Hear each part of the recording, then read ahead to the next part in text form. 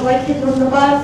বিশেষ করে যারা এইরকম একটা আলোচনা সভার আয়োজন করেছেন, কারণ এই জাতীয় নাগরিক সমাজ অত্যন্ত প্রয়োজনীয়।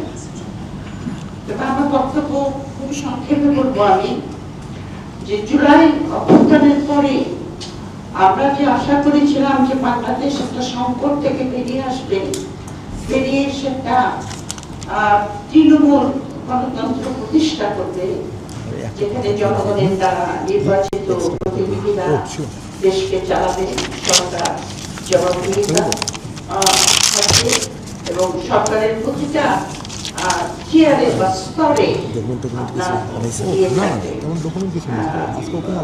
জবাবদিহিতা থাকবে। তো সেইটা আমি দেখতে পাচ্ছি যে বাংলাদেশ কিন্তু সংকট থেকে উত্তরণ করতে পারেনি। প্রথম কথা হলো যে আপনার জুলাই সনদটা, যেটা বহু কয়েক মাসের আপনার পরিশ্রমের দ্বারা রাজনীতিবিদরা এবং কিছু কিছু আপনার যারা বিশেষজ্ঞ, সংবিধান বিশেষজ্ঞ, তাদের সাহায্যে যেটা তৈরি করা হয়েছিল, সেটা কিন্তু সমস্ত পলিটিক্যাল পার্টি যারা ওটাকে উপস্থিত ছিল তারা কিন্তু ওটাকে সিগনেচার করেছে। তার মানে তারা ওখানে একটা প্রতিজ্ঞাবদ্ধ যে এটাকে তারা বাস্তবায়িত করবে। কিন্তু আমরা যেটা বাস্তবে দেখতে পাচ্ছি সেটা হলো যে নির্বাচনের পরে প্রথম কথা হলো বাংলাদেশের সংকটের একটা কারণ আমি দেখতে পাচ্ছি, সেটা হলো যে নানা দিক থেকে আমরা শুনছি যেটা রিপোর্ট হয়ে গেছে, এই নির্বাচনটাকে ম্যানেজ করা হয়েছে। এটা আমাদের জন্য একটা বড় ধাক্কা, কারণ আমরা একটা সুষ্ঠু নির্বাচন আশা করেছিলাম। বাংলাদেশের জনগণ এই জাতীয় ম্যানেজড ইলেকশন বা আপনার তৈরি করা নির্বাচন আপনার তারা ক্লান্ত। তো এই জাতীয় নির্বাচন হলে পরে কিন্তু তখনই যারা সরকার গঠন করে তারা প্রশ্ন মুখে পড়ে যায়। দ্বিতীয়ত হলো যে আপনার জুলাই সনদটাকে আপনার মনে হচ্ছে যেন যারা 2/3 মেজরিটি নিয়ে এসেছে তারা এটাকে বাস্তবায়িত করতে চাচ্ছে না। এবং যে প্রেসিডেন্সিয়াল আদেশটা বেরিয়েছিল নভেম্বর 13, 2025, সেখানে কিন্তু পরিষ্কার করে লেখা আছে যে এই নির্বাচনের পরে এই নির্বাচিত সদস্যরা শপথ নেবে, প্রথমে আপনার সংসদ সদস্য হিসাবে, তারপরে তারা শপথ নেবে সংবিধান সংস্কার কাউন্সিলের জন্য।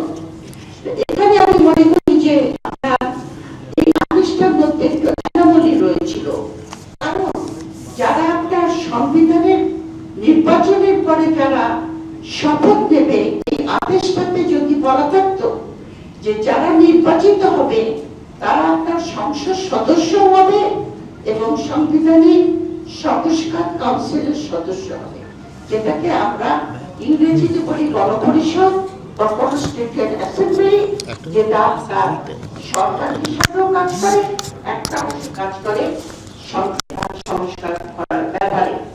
তো প্রথমেই আমরা যেটা দেখেছি সেটা হলো যে যেহেতু দুই জায়গায় শপথ নেওয়ার কথা, সেখানে আপনার বৃহত্তর যারা 2/3 মেজরিটি নিয়ে এসেছে তারা শপথ গ্রহণ করতে অস্বীকার করেছে।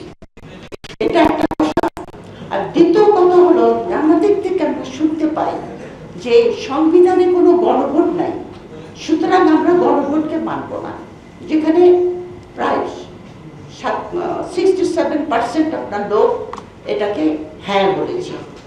এখন প্রশ্ন হলো যে কোন সংবিধানের কথা আমরা বলছি।